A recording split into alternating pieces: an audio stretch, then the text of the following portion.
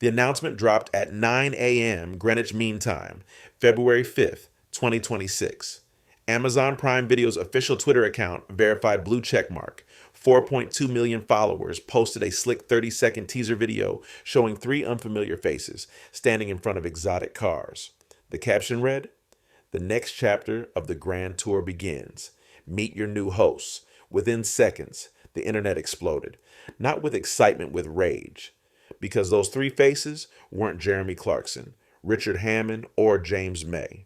They were YouTubers, TikTokers, kids with cameras who'd never built a legacy, never revolutionized automotive television, never spent 22 years creating the most successful car show in history. The Grand Tour, the show that defined a generation, that pulled 250 million viewers worldwide, that turned three middle-aged British men into global icons, had just been handed to strangers.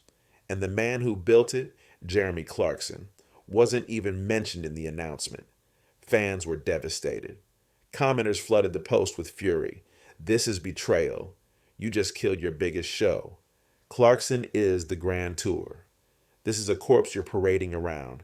Within 6 hours, the announcement video had 340,000 dislikes and only 12,000 likes. It was a massacre. But here's what nobody was asking in those first chaotic hours. Nobody except a few observant political analysts watching from the sidelines. The question that should terrify anyone who values free speech and independent media: why now? Why this timing? And did someone powerful want Jeremy Clarkson's silence? Let's start with the facts. Cold, documented, undeniable.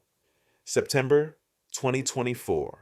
Clarkson, Hammond, and May filmed their final Grand Tour episode in Botswana and Zimbabwe. The ending was beautiful, emotional, perfectly executed. Three friends driving off into the sunset, literally as the credits rolled. Clarkson announced retirement from the show. Clean exit, legendary finale. Everyone assumed the Grand Tour was done. Amazon stayed silent for 16 months. No announcements, no hints about continuation, nothing. Then, February 5th, 2026, boom, new hosts, YouTubers. The show continues without the people who made it matter. The timing is everything, because those 16 months between Clarkson's finale and Amazon's announcement weren't quiet for Clarkson. Personally, they were a political war zone. November 19th, 2024. Jeremy Clarkson stands on a flatbed trailer in central London, surrounded by 40,000 protesting farmers, and delivers a speech that detonates across British politics. He calls Rachel Reeves' inheritance tax policy the ethnic cleansing of the British countryside. Those exact words, ethnic cleansing. The backlash is instant and vicious. Labour MPs demand investigations. The BBC questions whether he should keep his shows. Progressive commentators call him a fascist. Urban elites accuse him of inflammatory rhetoric designed to incite hatred. But rural Britain rallies around him. Because whether you like the language or not, Clarkson was saying what millions were thinking, that Rachel Reeves, the Chancellor of the Exchequer, was destroying family farms to serve an ideological agenda that viewed the countryside as empty space to be repurposed. Reeves was furious. Not just annoyed, genuinely, personally furious. Because Clarkson wasn't some fringe conspiracy theorist she could dismiss. He was a cultural icon with a platform reaching tens of millions of people globally. And he just turned her signature policy into a toxic brand associated with oppression and cultural genocide. She couldn't respond directly that would legitimize him and make her look weak. But privately, sources inside the Treasury reported she was obsessed with Clarkson, asking staff daily about his media appearances, his rally speeches, his columns in the Sunday Times. December 2024. Clarkson doubles down. In a Times column, he writes that Reeves is engaged in carpet-bombing British agriculture and that her real goal isn't tax revenue. It's forcing land sales to corporations and developers who want to build housing estates for immigrants. Again, inflammatory language. Again, Labour MPs exploded with outrage. And again, rural voters cheered him on. By January 2025, something shifted. Clarkson wasn't just a TV presenter anymore. He was a political threat. Polling showed his farmer protests had turned to 62% of the British public against Reeves' inheritance tax policy. Even urban voters were siding with farmers after Clarkson explained the economics in plain language that anyone could understand.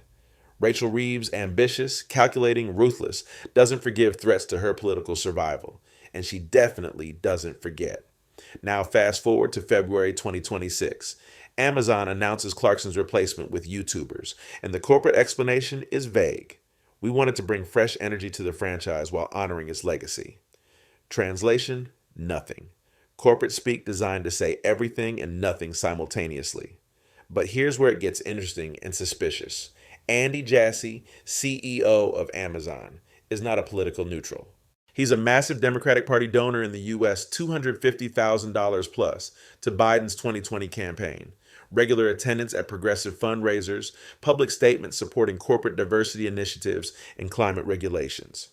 His politics align almost perfectly with UK Labour's platform. And Amazon as a company? They've been courting the UK government aggressively since Labour won in 2024, seeking favorable tax treatment for their warehouses, lobbying for relaxed regulations on data collection, pushing for government contracts and NHS digitization projects. Amazon needs the Labour government happy. And the Labour government, specifically Rachel Reeves, was very, very unhappy with Jeremy Clarkson. Now, I'm not saying there was a phone call. I'm not claiming Reeves directly told Jassy to cancel Clarkson's show. That would be unprovable conspiracy theory. But let's examine what we know about how power actually works in the modern world. Politicians don't need to give explicit orders to friendly corporations. They just need to make their displeasure known. A comment at a dinner party, a mention during a regulatory meeting, a casual observation that certain media figures are making governance difficult. Corporate executives, especially ones who need government favors, are smart enough to read between the lines. They understand that keeping a controversial figure who's actively undermining a government minister's key policy might create complications when their company needs approvals, contracts, or regulatory leniency. This is how soft censorship works in democracies. No official bans, no government letters demanding cancellation, just aligned incentives, quiet pressure, and deniable decision-making. The timeline is damning. November 2024. Clarkson attacks Reeves with ethnic cleansing comment, December 2024. Clarkson escalates with carpet bombing column, January 2025. Polling shows Clarkson has turned public against Reeves policy, January to February 2025. Amazon executives meet with UK government officials about various business matters. Public record, routine meetings, February 2026. Amazon announces Clarkson replacement with zero warning. 16 months of silence. Then suddenly, right when Clarkson is at peak political influence against a Labour chancellor, his show gets handed to people with a fraction of his cultural power. Coincidence? Let's look at who they chose to replace him because the selection itself tells a story. Francis Bourgeois, 25-year-old TikToker famous for train spotting. Yes, trains, not cars. He has 6 million followers who watch him get excited about locomotives. Zero automotive expertise, zero credibility with car enthusiasts. His entire appeal is being quirky and wholesome, the exact opposite of Clarkson's confrontational, politically incorrect, petrolhead authenticity. Thomas Holland and James Engelsman, Canadian YouTubers from Throttle House Channel, 3.4 million subscribers. They're competent automotive journalists, professional, knowledgeable, totally fine at their jobs, but they're safe, polite, inoffensive. They would never in a million years call a government policy ethnic cleansing or accuse a chancellor of carpet bombing anything. See the pattern? Amazon didn't choose hosts who could continue Clarkson's legacy of irreverent, politically incorrect, boundary-pushing entertainment. They chose people who are professionally incapable of causing political controversy. This wasn't a creative decision. This was risk management. And here's the kicker. One of the new hosts, Thomas Holland, basically admitted the whole thing is doomed. In an interview 3 days after the announcement, he said, "Only a moron would take this job. The shoes are too big to fill. We know we're going to get destroyed in comparisons. If even the new hosts know it's a disaster, why did Amazon do it? Why not just let the grand tour end with dignity instead of resurrecting it as a zombie version that nobody asked for? Because letting it end would mean admitting Clarkson won. It would mean acknowledging that his version was irreplaceable. And for a company trying to stay in good graces with a government that hates Clarkson, that's unacceptable. Better to replace him with harmless YouTubers, take the short-term backlash from fans, and demonstrate to UK Labour that Amazon is willing to move past problematic figures when necessary. Rachel Reeves hasn't commented publicly on the Grand Tour announcement. Of course, she hasn't.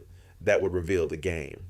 But sources close to her office told The Telegraph she was pleased to see media companies taking responsibility for platforming divisive voices. Pleased. She was pleased that Clarkson got replaced. And Andy Jassy? When asked about the decision during an Amazon earnings call, he gave a rehearsed answer about evolving content strategy for younger demographics. No mention of Clarkson by name, no acknowledgement of the backlash, just corporate sanitized nothingness. But here's what should genuinely frighten anyone who cares about free speech and independent media. If this is what happened to Jeremy Clarkson, one of the most famous and financially successful television presenters in the world, what happens to smaller voices? Clarkson has money. He has Diddley Squat Farm. He has other shows. He'll be fine personally. But the precedent is chilling. Speak out too loudly against the government. Become too effective at turning public opinion, and suddenly your corporate partners start finding reasons to move on from you. This isn't about left or right politics. This isn't about whether you agree with Clarkson's views on inheritance tax or his inflammatory language. This is about whether we live in a country where powerful people can criticize powerful politicians without facing professional consequences orchestrated through back channels and corporate pressure. And right now, the evidence suggests we don't. February 2026, and Jeremy Clarkson, the man who built the world's biggest car show, who survived firing from the BBC and came back stronger, who turned a failing farm into a cultural phenomenon, just got quietly disappeared from the franchise he created. Not for ratings. The Grand Tour was still massively profitable, not for creative exhaustion. He left on his own terms with a perfect finale, not for scandal. There was no misconduct, no cancelable offense, nothing that justified replacement. He got replaced for being too effective at political opposition, for turning millions of people against a government policy, for being dangerous to Rachel Reeves' political survival. And the message is clear. This is what happens when you fight too hard against the people in power. Clarkson will survive this. He's too big, too wealthy, too beloved to destroy completely. But the warning has been sent to everyone else. Stay quiet, stay safe, or watch your platforms disappear. The Grand Tour is dead. Long live the sanitized, inoffensive, politically neutered version that Amazon thinks will keep regulators happy. The cameras are rolling. The new hosts are smiling nervously. And somewhere in the Cotswolds, Jeremy Clarkson is watching his legacy get handed to strangers and wondering if speaking truth to power was worth the price. Only history will tell us the answer.